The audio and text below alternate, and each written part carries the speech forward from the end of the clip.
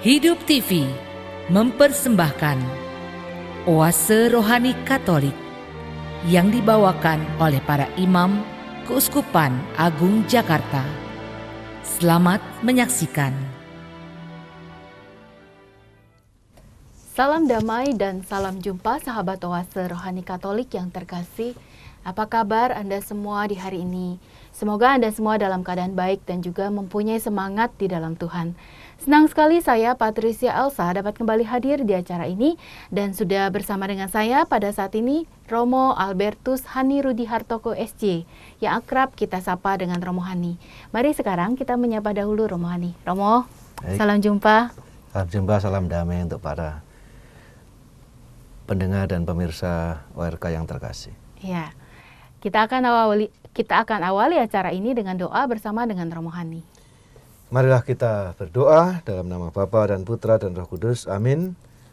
Allah Bapa yang makasih, kami bersyukur atas kehidupan yang memberikan pada kami semua, atas kesempatan yang memberikan kami semua untuk semakin mewujudkan panggilan kami sesuai dengan rencana kehendak-Mu. Dan kami percaya bahwa melalui rahmat-Mu kami dimampukan untuk selalu memiliki pengharapan juga ketika dalam kehidupan banyak yang tidak sesuai dengan apa yang rencanakan.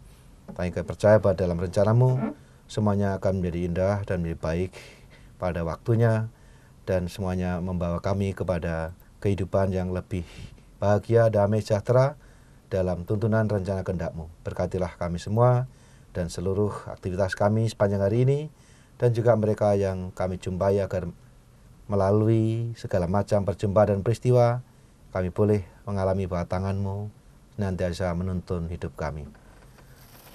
Demi Kristus Tuhan pengantara kami, kini dan sepanjang masa. Amin. Amin. Amin. Berbahagialah orang yang mempunyai Allah Yakub sebagai penolong. Dialah pencipta langit dan bumi, laut dan segala isinya, yang tetap setia untuk selama-lamanya. Pada pekan biasa ke-17 hari ini, bacaan yang akan kita baca dan dengarkan bersama. Bacaan dari kitab Yeremia bab 18 ayat 1 sampai dengan 6. Dan bacaan Injil Yesus Kristus menurut Matius bab 13 ayat 47 sampai dengan 53. Kita awali dengan membaca bacaan dari kitab Yeremia. Tuhan bersabda kepada Yeremia, "Pergilah segera ke rumah tukang periuk. Di sana aku akan memperdengarkan sabdaku kepadamu." Lalu pergilah aku ke rumah tukang periuk, dan kebetulan ia sedang bekerja dengan pelarikan.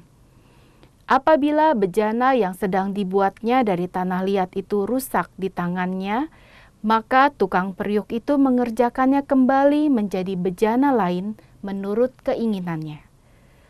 Kemudian bersabdalah Tuhan kepadaku, "Masakan aku tidak bertindak terhadap kalian seperti tukang periuk ini, hai kaum Israel?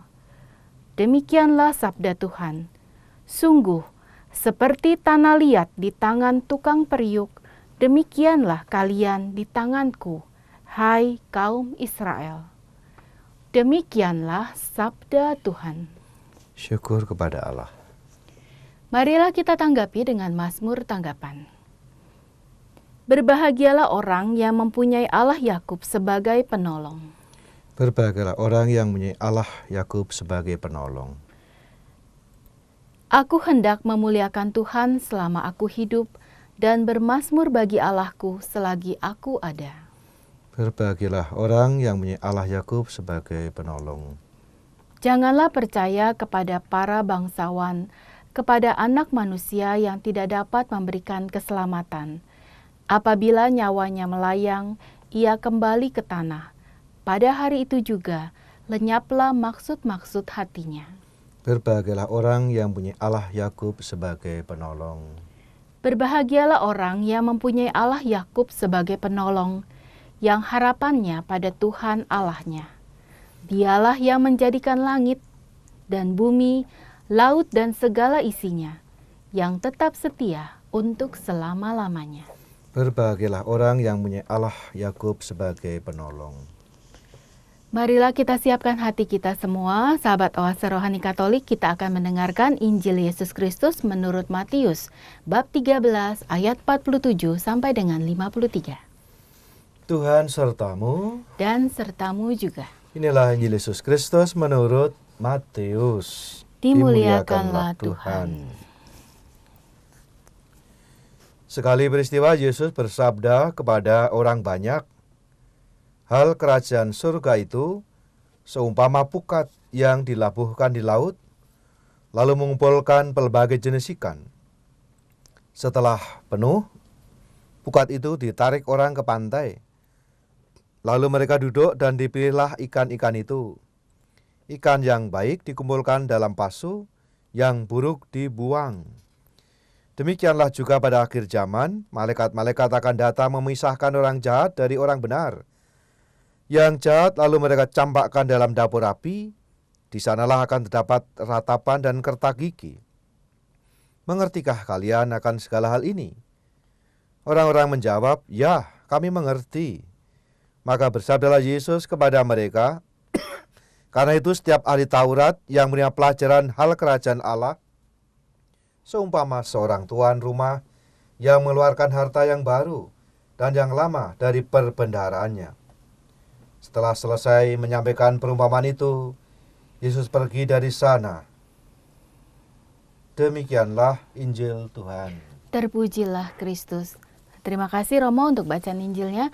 Sahabat Oase Rohani Katolik yang terkasih, kita sudah mendengarkan 2 buah bacaan. Dan pada sesi awal ini kita akan mendengarkan inspirasi pewartaan dari Romo Hani dari bacaan pertama dari kitab Yeremia. Romo, apa yang dapat Romo sampaikan? Ya, bacaan liturgi sesuai kalender liturgi pada pekan biasa ke-17 hari Kamis 2 Agustus ini. Ya, kita melihat bagaimana Tuhan mau menunjukkan kepada umat Israel melalui Nabi Yeremia bagaimana Allah itu dapat bertindak di dalam kehidupan kita, kehidupan umatnya, sebagaimana digambarkan dalam perumpamaan atau dalam kisah tentang tukang periuk. Dan saya kira ini kan belajar dari sebuah pengalaman, pengamatan, belajar dari sebuah peristiwa dalam kehidupan kita, dan dari situ mengambil sebuah pelajaran, sebuah hikmah, sebuah inspirasi dari kehidupan. Nah, ini poin pertama yang menarik gitu. Kita diajak untuk belajar, melihat, mengamati, dan mengambil inspirasi dari berbagai macam hal yang kita temukan dalam kehidupan ini. Dengan demikian, sabda Tuhan itu juga bekerja, tidak hanya melalui kitab suci, tentu saja jelas, itu firman Tuhan sebagai sabda Allah, tapi juga diajak untuk berani menemukan, membuka mata, membuka telinga, membuka hati, membuka diri kita terhadap pesan-pesan sabda Tuhan yang kita temukan di dalam kehidupan ini. Jadi supaya kita juga belajar, saya kira Yeremia diajak untuk belajar, dan supaya demikian umat Israel juga belajar, dan kita sendiri juga menjadi belajar, mencoba melihat dari peristiwa-peristiwa kehidupan, dari pengamatan gejala alam, dari perjumpaan, dari fenomen-fenomen alam, tanda-tanda zaman. Nah, disitulah kita juga diajak melihat, lalu mengambil sebuah inspirasi hidup yang dapat mencerahkan kehidupan kita, dapat memberikan suatu arah, atau memberikan bagi kita sebuah pemaknaan atas peristiwa yang kita alami secara pribadi maupun secara komunal, dalam komunitas, entah dalam keluarga, entah juga di dalam kelompok, atau di dalam sebuah paguyuban. Ini saya kira yang menarik untuk bisa kita lihat pertama-tama sebelum kita sampai pada makna yang paling dalam atau message-nya. Tapi pertama-tama saya kira kita diajak untuk belajar, ya, belajar membuka diri, membaca. Kalau zaman dulu dikenal dengan membaca tanda-tanda zaman. Nah, saya kira ini kita diajak untuk belajar dan sekali lagi membuka diri bahwa karya Allah, sabdanya, firmannya, kehendaknya itu bisa kita temukan di mana saja. Tidak terbatas pada kitab suci yang tertulis. Ya.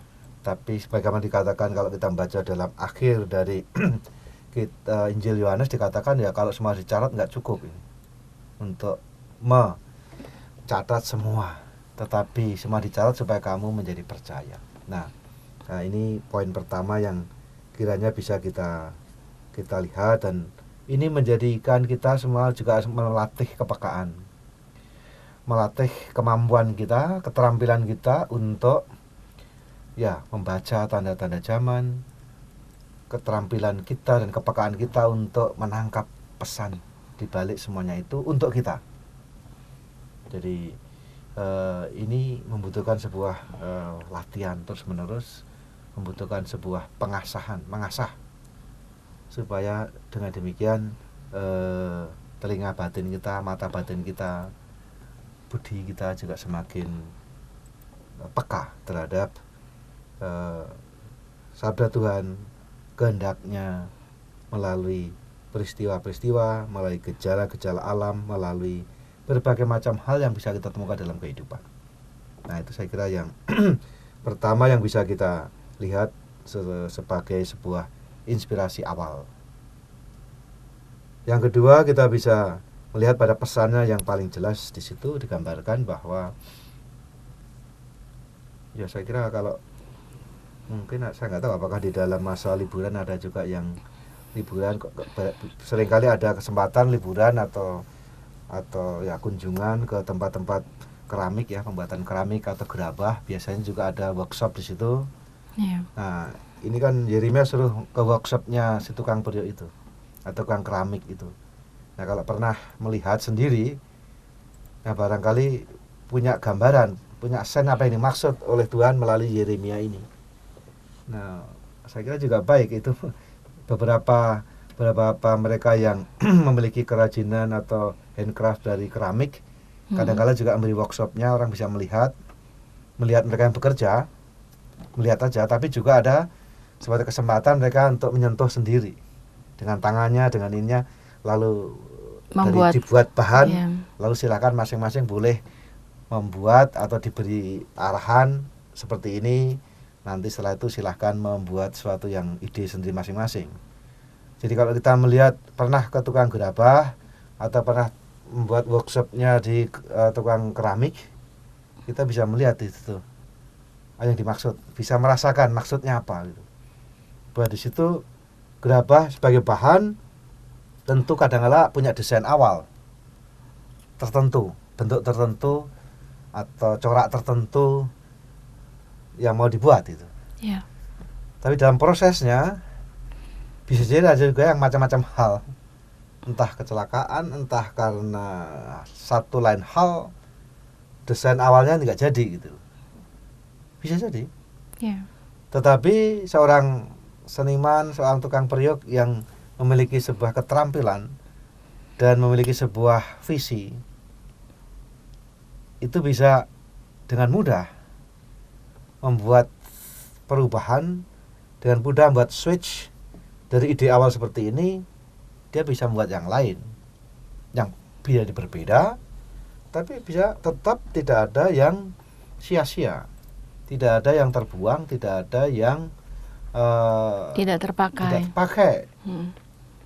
Jadi kalau satu rencana tidak jalan, tidak berarti bahwa selesai. Yeah.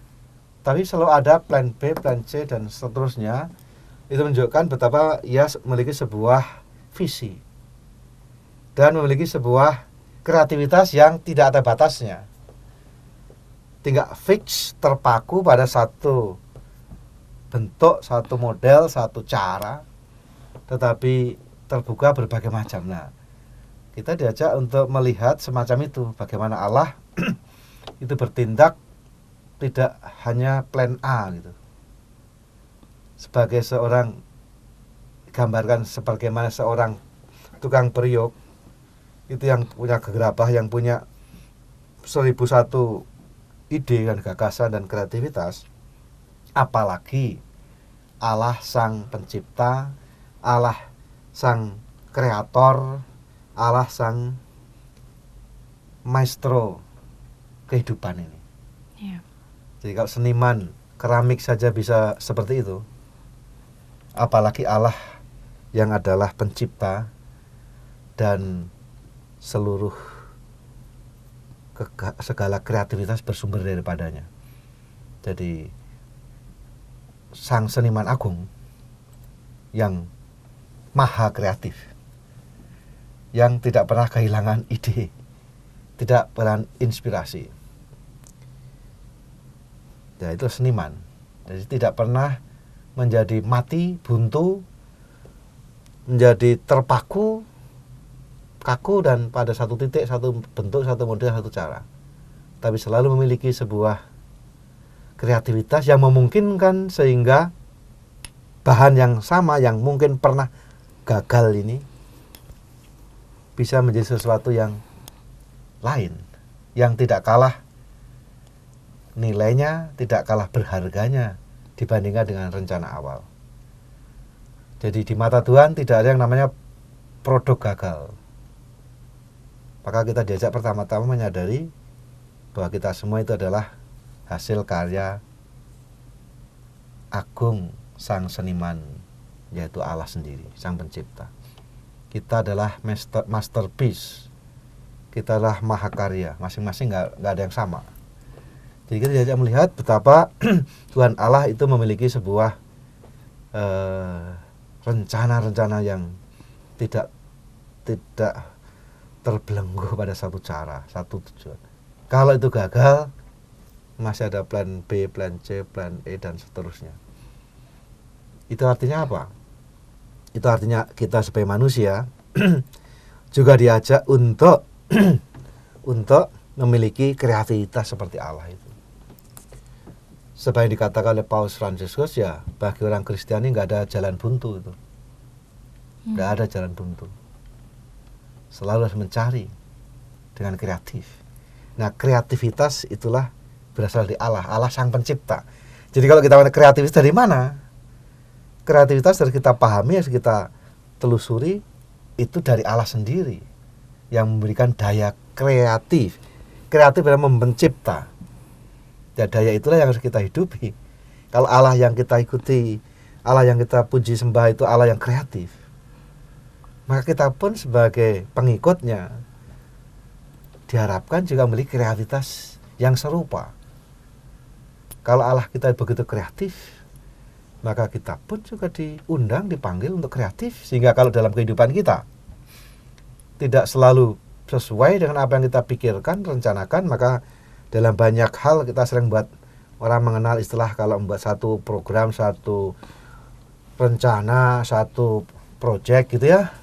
Ya, mereka selalu menyiapkan plan A, plan B, plan C gitu. Itu artinya apa? Bahwa orang juga telah membuat sebuah rencana lain, alternatif.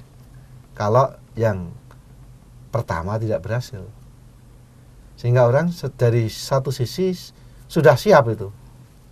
Jadi kalau ada macam-macam kejadian yang di luar rencana, itu orang sudah siap, tidak lalu menjadi stuck, lalu ya macet, atau tidak menjadi panik. Tapi orang selalu bisa keluar dari situasi kebuntuan, kepanikan, kegagalan, dan keluar sebagai orang yang mampu menemukan terobosan-terobosan. Nah, ini saya kira hal yang dalam level manusiawi perlu kita pupuk, kita pelihara, kita kembangkan. Betapa Allah yang kita ikuti, yang kita imani itu Allah yang maha kreatif. Dan dalam kerangka ini adalah ketika umat Israel digambarkan selalu dalam banyak hal rencana Tuhan itu sudah jelas, bagus gitu ya. Tapi umat Israel ngaco gitu, lalu menjadi menyimpang dari jalan Tuhan dan seterusnya berkali-kali itu.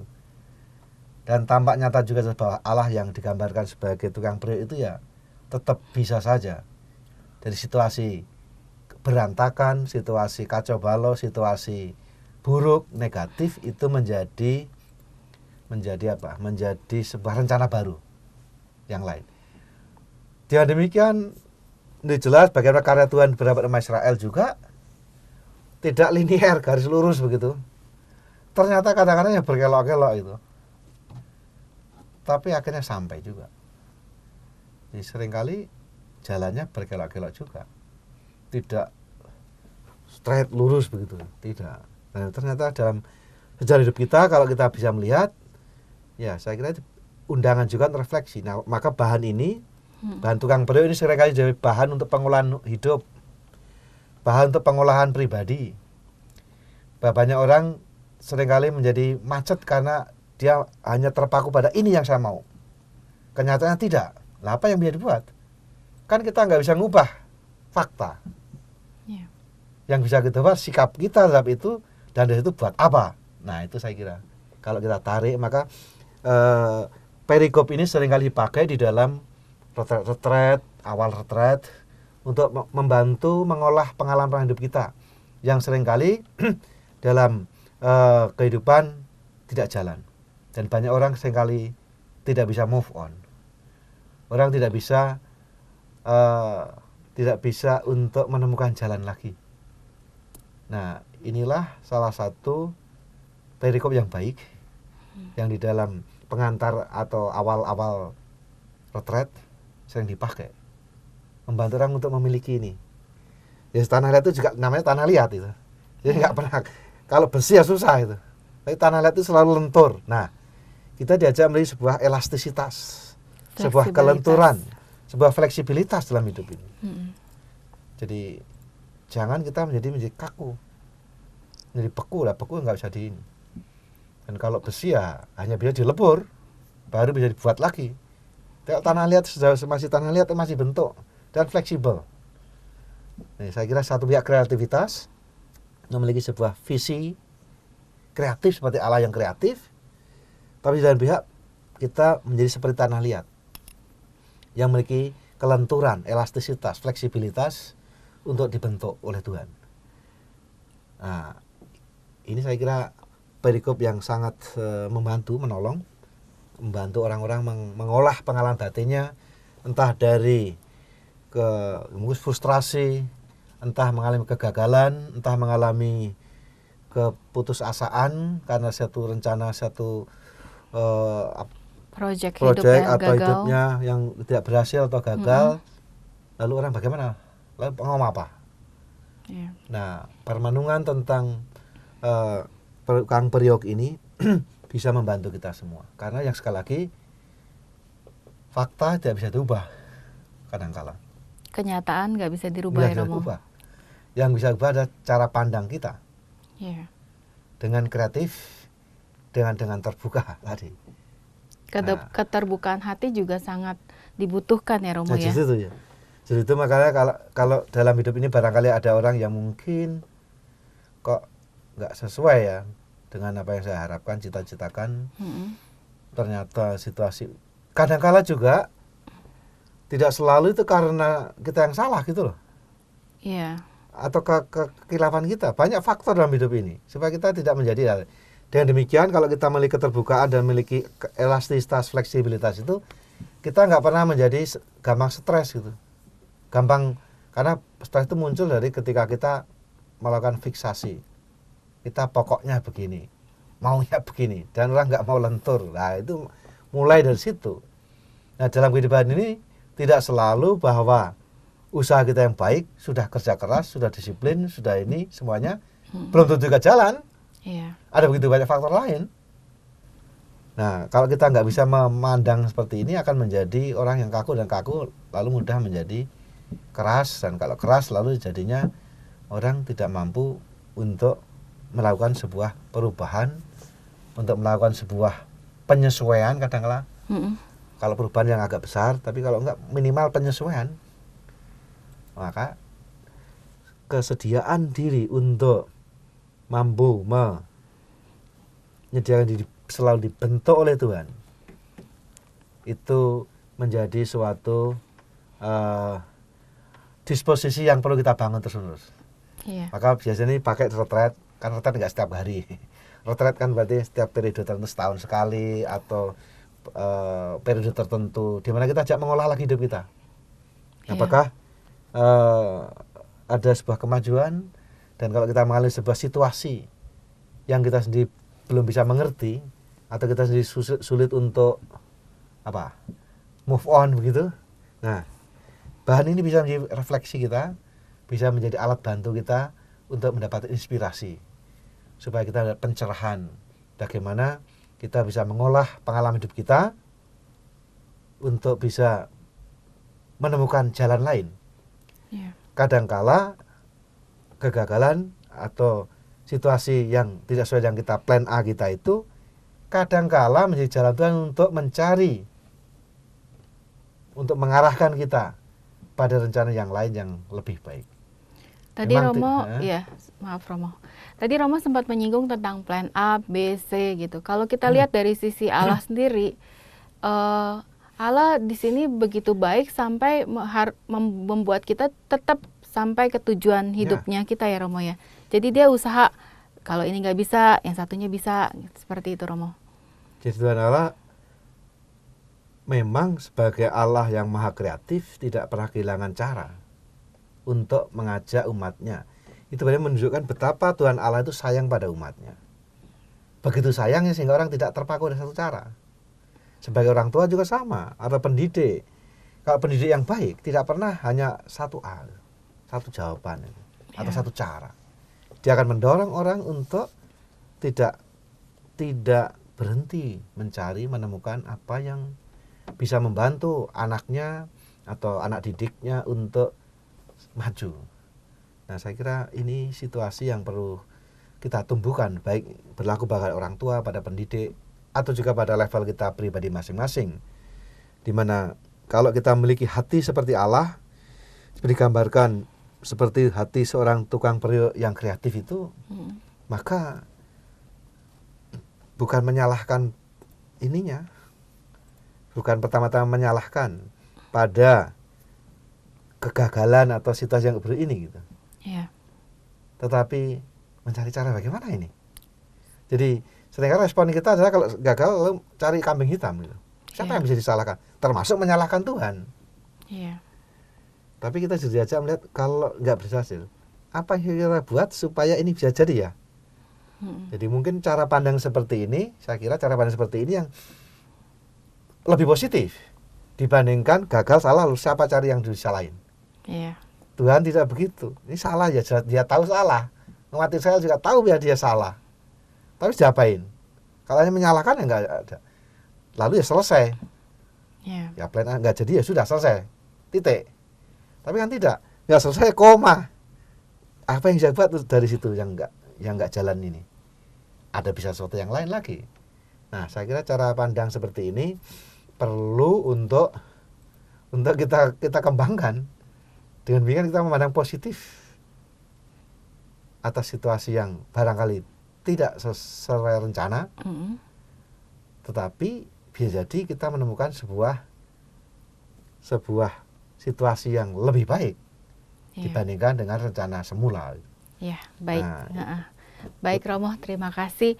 Inspirasi yang sangat menarik yang tadi sudah Romo Hani sampaikan. Bagaimana Allah bekerja dalam setiap kehidupan kita, dan semoga kita sebagai bejana atau tanah liat yang ingin dibentuk oleh Allah tetap terbuka terhadap campur tangan dari Allah, kasih Allah itu sendiri. Baik, kita akan jeda sesaat, tetaplah di acara Oase Rohani Katolik. Hidup TV mempersembahkan Oase Rohani Katolik yang dibawakan oleh para imam Keuskupan Agung Jakarta. Selamat menyaksikan.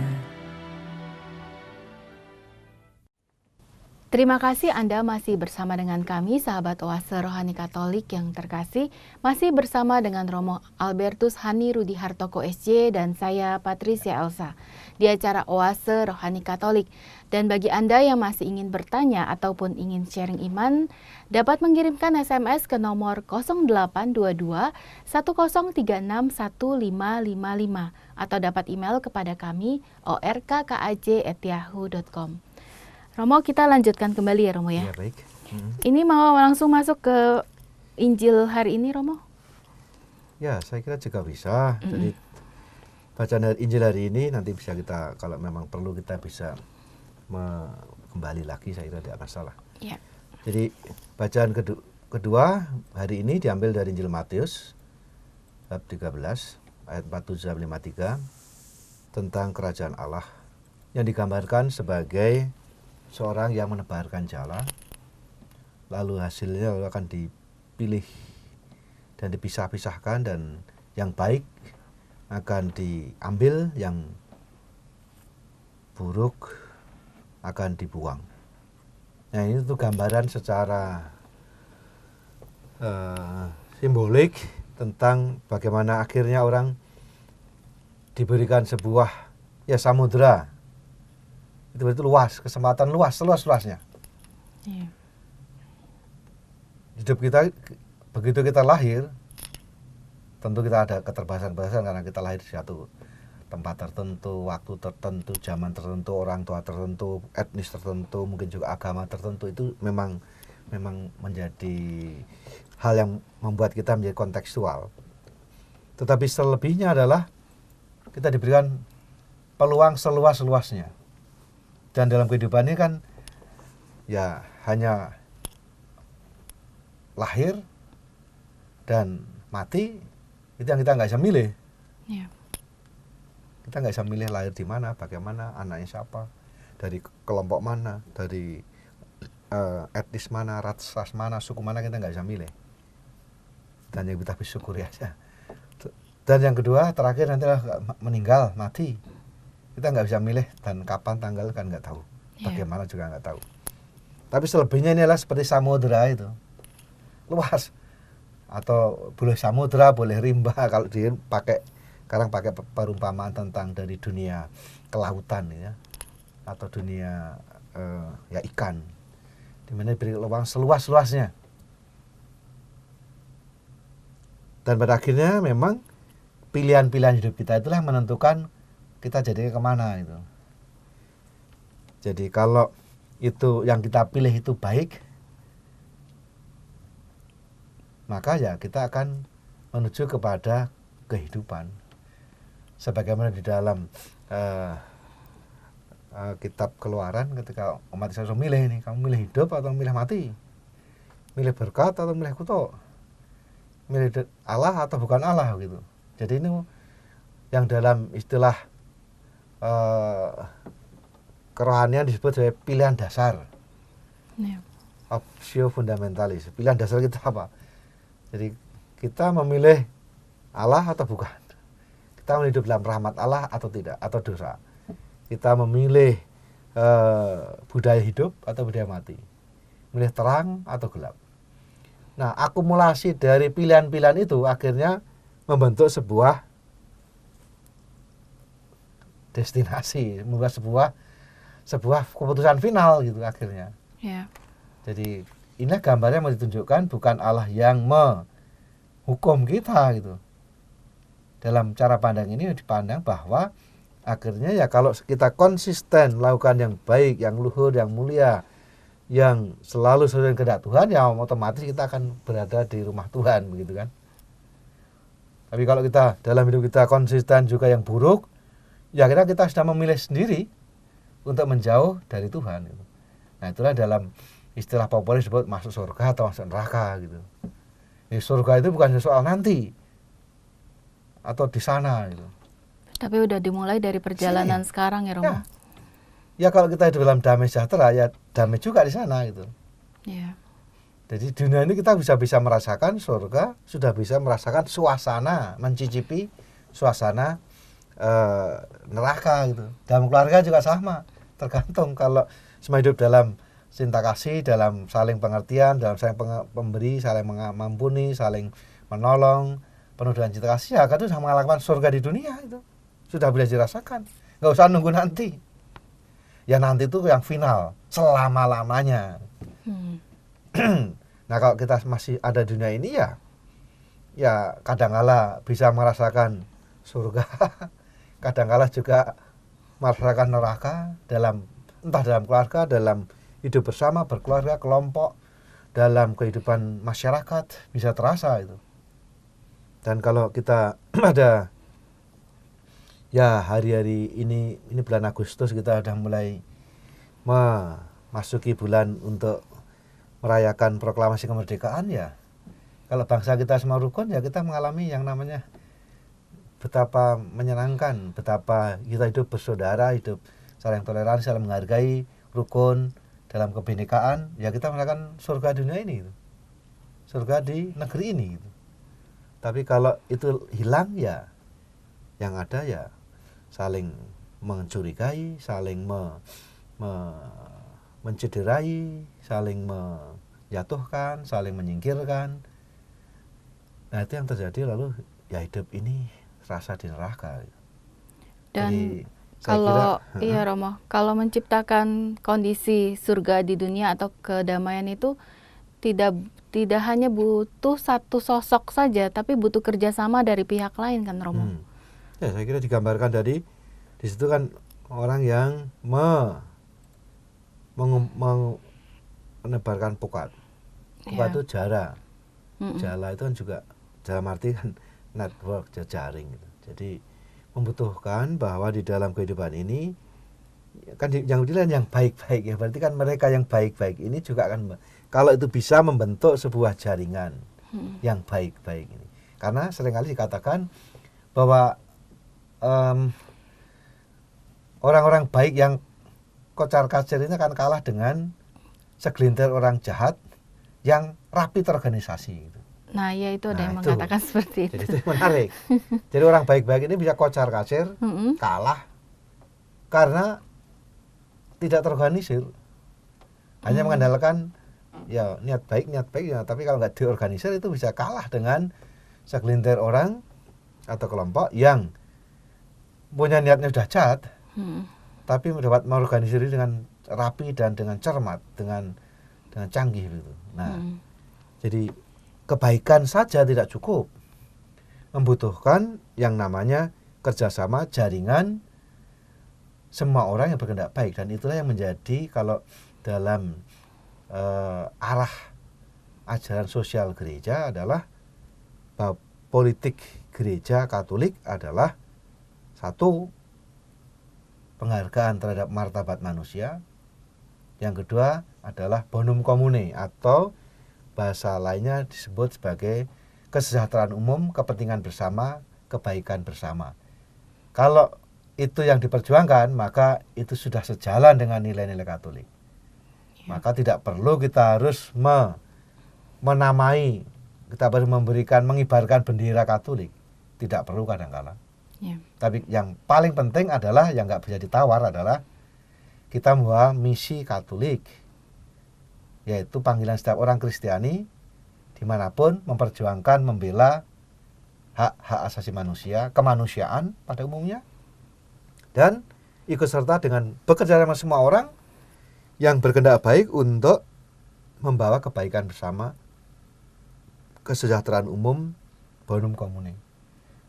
Nah itu yang kita cari. Kalau itu makin banyak yang bisa kita buat, lalu ya kerajaan Allah itu makin terjadi gitu.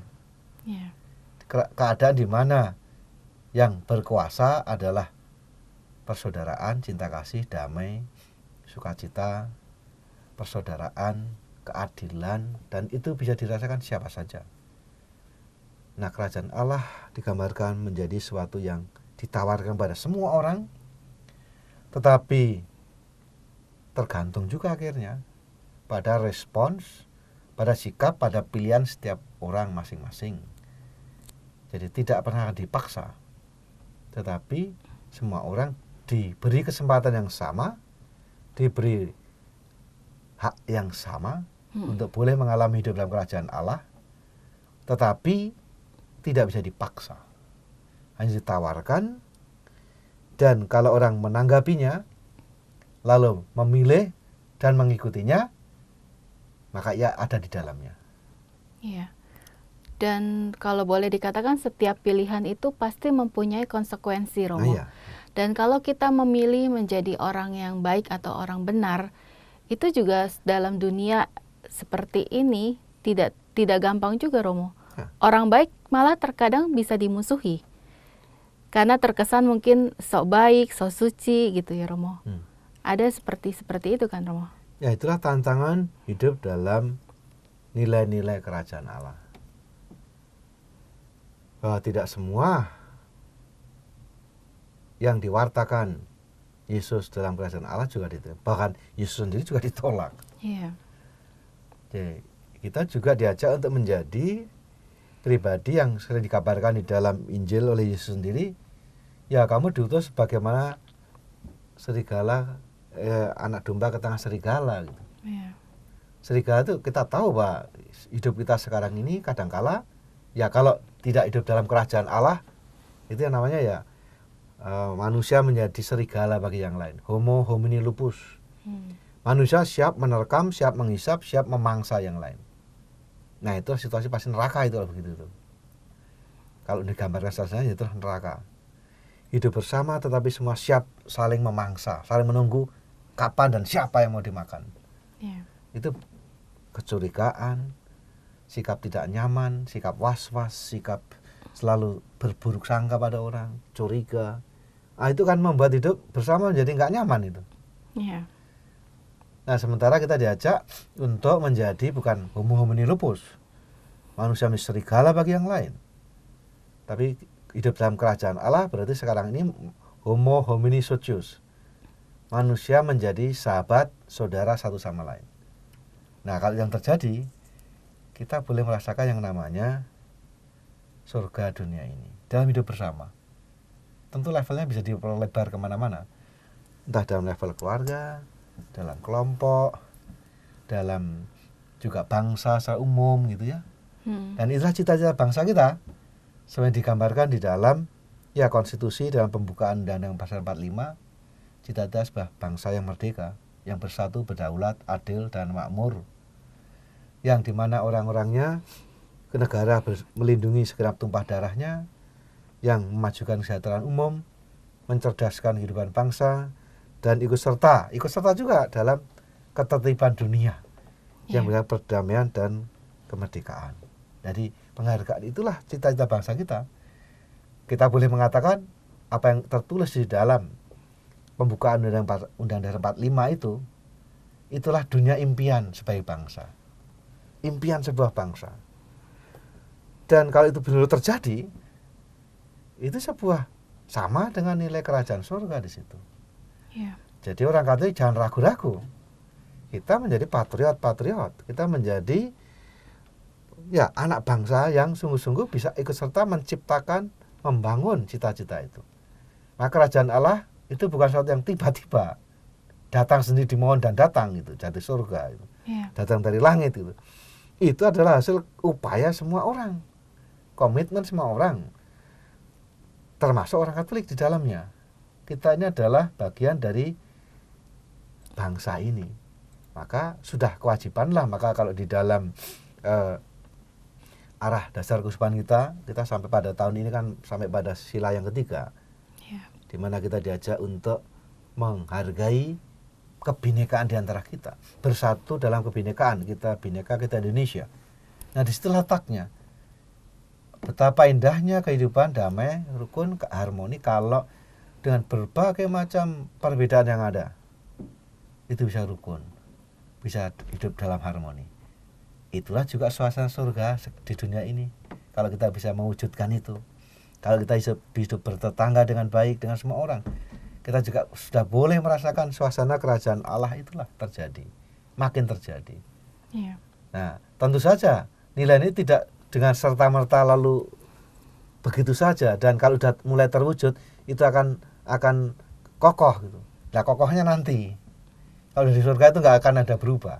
Tapi setelah kami dunia, suasana yang surgawi ini mulai mendekati ini atau mengarah ke sana ini bisa hancur lebur juga. Karena Kuasa-kuasa yang lain.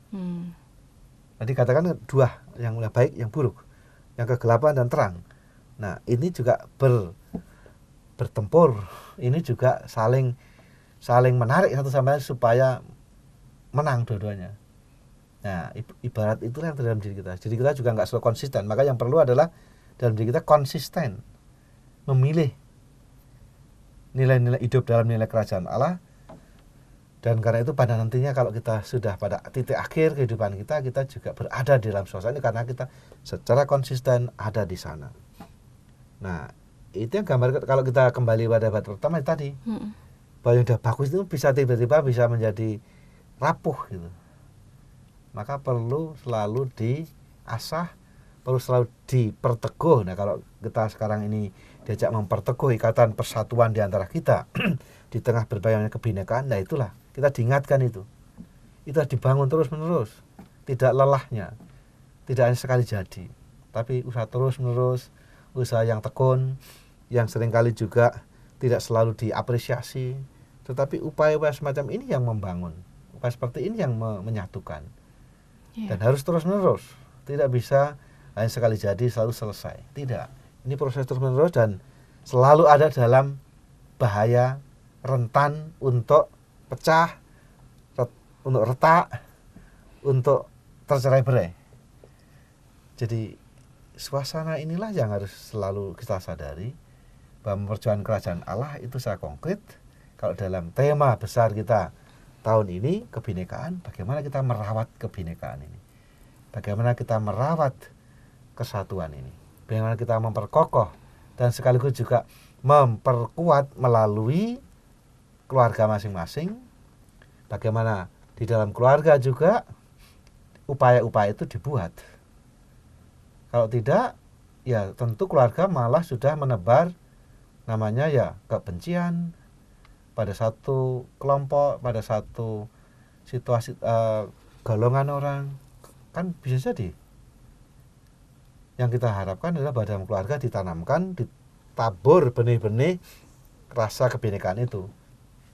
Maka misalnya kalau di dalam program-program persiapan Krisma, persiapan komuni pertama, program-program yang lain, itu misalnya saya di paroki katedral, saya mencoba supaya selain persiapan secara materi dengan kelas-kelas, saya juga minta mereka untuk membangun sebuah dengan tugas-tugas itu supaya tanda kutip dikondisikan dan dilatih, dididik. Misalnya apa? Misalnya bahwa kamu mengenal siapa ketua lingkunganmu, kamu mengenal siapa ketua RT-mu, kamu punya teman tetangga yang tidak seagama, punya teman yang berbeda sukunya, teman-teman yang berbeda agamanya, yang berbeda ini, maka diberi tugas. Kamu dalam ini mengenal di luar kelompokmu, di luar etnismu, di luar agamamu, ya diajak itu. Termasuk juga kalau perlu kelompok lalu membuat kunjungan kemana yang berbeda, mungkin kunjungan ke pesantren, kunjungan ke tempat yang lain, yang mengenal. Kita punya ungkapan tidak kenal maka tidak sayang itu.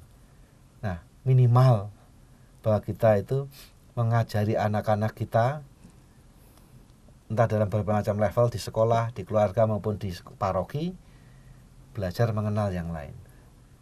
Maka saya juga mengapresiasi beberapa rutin itu kelompok Sekar Nusantara dan beberapa kelompok yang lain, OSIS dan sebagainya di Jakarta, lalu kunjungan minimal mengenal ke Istiqlal, itu campuran begitu semua ya, ada agama apapun ada, lalu minimal mengenal dulu, bahwa mengenal masjid Istiqlal, lalu mengunjungi katedral, lalu ke gereja wihara, lalu ke Immanuel, lalu ke pura gitu.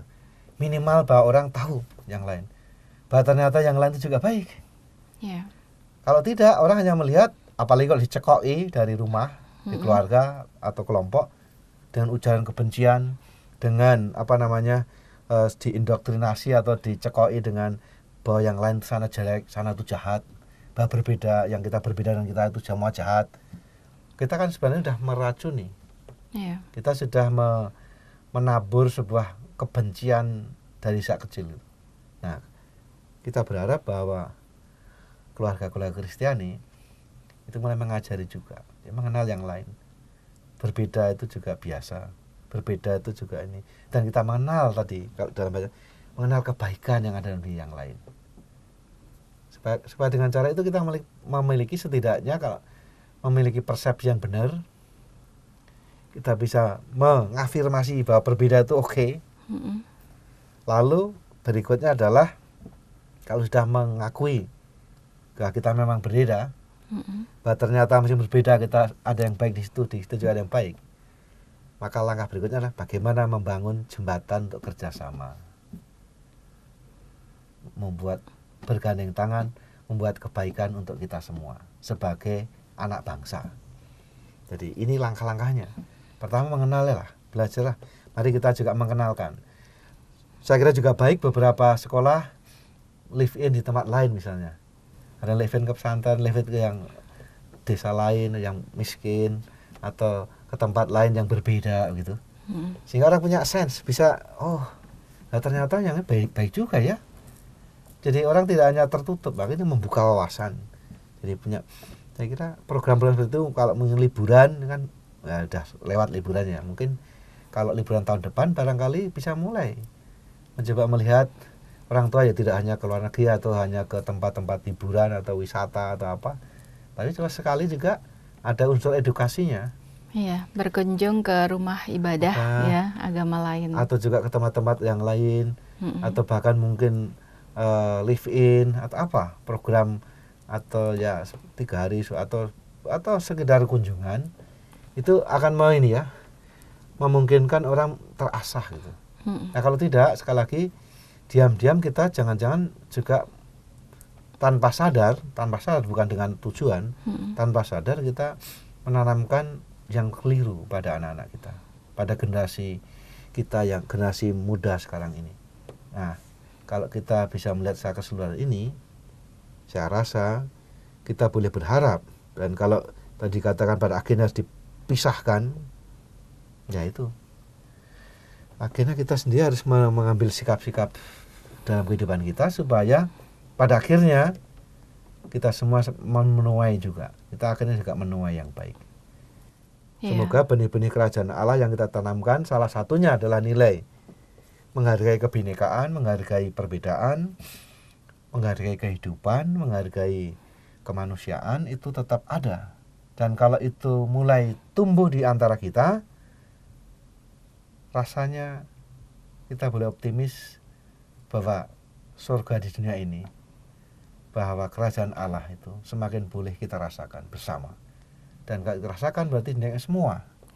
Tidak hanya untuk kita, tapi kita semua ikut mulai merasakan. Dan moga-moga pada bulan Agustus ini, di mana kita bersama-sama diajak untuk menyatukan diri sebagai bangsa ini, juga kalau nanti Jakarta terutama akan ada Asian Games itu, bagaimana kita bisa mendukung, ikut juga semangat sportivitas, semangat bersaudara, dikatakan energi Asia, harmoni, semangat saling menghargai itu terjadi gitu. Soal menang kalah itulah ya siap menang siap kalah, bahwa itulah sport, maka disebut sportif. Ya kalau yang lain baik ya belum tentu kita jelek, tapi ternyata lawan lebih baik atau ternyata lawan lebih beruntung. Meskipun sama-sama usahanya, tapi kadang-kala ya ada faktor lain. Faktor luck ya. Kadang-kadang juga ada faktor keberuntungan. Kadang-kadang ya itu gak berarti kita jelek. Maka ya sudah, sportif itu ya kalau menang ya kita selamat. Kita berusaha untuk lagi karena masih ada kesempatan lain lagi. Jadi semangat, moga-moga kalau selain sebagai bangsa juga sebagai Asia, nanti Asian Games, saya kira kita sebagai orang Katolik juga ikut menciptakan suasana itu, ikut merayakan, memeriahkan, tetapi terutama supaya inspirasi tadi kalau di awal, bahwa kita inspirasi dari olahraga, disitulah namanya kerja keras, disitulah namanya disiplin, disitulah namanya kerjasama, disitulah namanya respect pada yang lain. Juga kalau kalah itu lalu tidak menjadi dihina-hina dan dilecehkan. Ya kalah tetap dihormati. Ya. Yang menang juga bisa merespek pada yang menang. Ya sudah, kamu sekarang lebih baik. Lain kali gilirannya. Ya, tapi dalam kompetisi yang sehat, dalam yang disiplin, kerja keras. Nah, moga-moga ini juga menjadi suatu ajakan kita semua dari gelaran olahraga ini, kita membangun sebuah persahabatan yang sportif, yang bisa menghargai perbedaan, bisa menghargai kerja keras, disiplin, dan membuat kita tidak pernah patah harapan kalau belum berhasil. Nah, nilai-nilai seperti ini yang kiranya sebagaimana kalau di awal kita belajar di tukang periuk, mari hari ini kita juga diajak dalam bulan-bulan ke depan ini belajar dari olahraga. Yeah. Jangan sampai malah olahraga malah tidak sportif, itu kacau kalau udah begitu. Olahraga memberikan kita sama semangat sportivitas, semangat kerjasama, semangat solidaritas, semangat kerja keras, disiplin untuk mencapai sebuah cita-cita. Nah, moga-moga cita-cita olahraga yang mulia ini tidak dicederai oleh praktek-praktek asal menang. Yeah. Nah, itu kalau kacau kalau begitu. Yeah. Baik Romo, sangat lengkap dan juga sangat menarik ulasan inspirasi pewartaan dan kabar baik Injil yang tadi Romo Hani sampaikan. Dan tadi ada pesan yang terakhir ya Romo ya, akan menyambut 18 Agustus ini, ya, gelaran Asian Games yang mestinya kita semua ikut juga mau berpartisipasi. Mungkin sebagai penonton juga boleh ya Romo ya, ikut aktif, semangat datang ya, melihat pertandingan-pertandingan. Baik, terima kasih Romo untuk kesempatan yang sudah diberikan. Tanpa terasa kita akan mengakhiri acara Oase Rohani Katolik ini, tapi sebelumnya kita akan memohon doa dan berkat melalui Romo Hani. Mari kita berdoa dalam nama Bapa dan Putra dan Roh Kudus. Amin. Bapa yang makasih, kami bersyukur padamu atas inspirasi hidup yang kami temukan, yang kami dapatkan dari sabda firman hari ini. Kiranya memberikan kekuatan bagi semua untuk senantiasa berproses, senantiasa juga memberikan diri kami seutuhnya dalam semangat penuh pengharapan, dalam semangat kreativitas, sekaligus juga kesediaan kami untuk selalu membuka diri untuk mendengarkan, untuk dibentuk oleh Engkau sendiri, ataupun juga maju bersama dalam kebersamaan dengan sesama kami, sehingga demikian namamu yang dimuliakan, dan semoga melalui berbagai macam aktivitas kami semakin wujudkan hadirnya kerajaan Allah di tengah-tengah kami, di bumi Indonesia ini, di Jakarta ini. Kami mengakhiri dan mohon berkat-Mu untuk kami semua, untuk mereka yang kami doakan, mereka yang kami cintai, dan untuk tanah air kami yang pada bulan ini merayakan proklamasi kemerdekaannya. Tuhan sertamu dan sertamu juga. Semoga saudara sekalian, seluruh keluarga, komunitas, pekerjaan dan karya pelayanan saudara sekalian, serta mereka yang kita doakan dan kita kasih, senantiasa dibimbing, dilindungi dan diberkati oleh Allah yang Maha Kuasa, Bapa dan Putra dan Roh Kudus. Amin. Sahabat Oase Rohani Katolik yang terkasih, saya Patricia Elsa bersama dengan saya Romo Hani.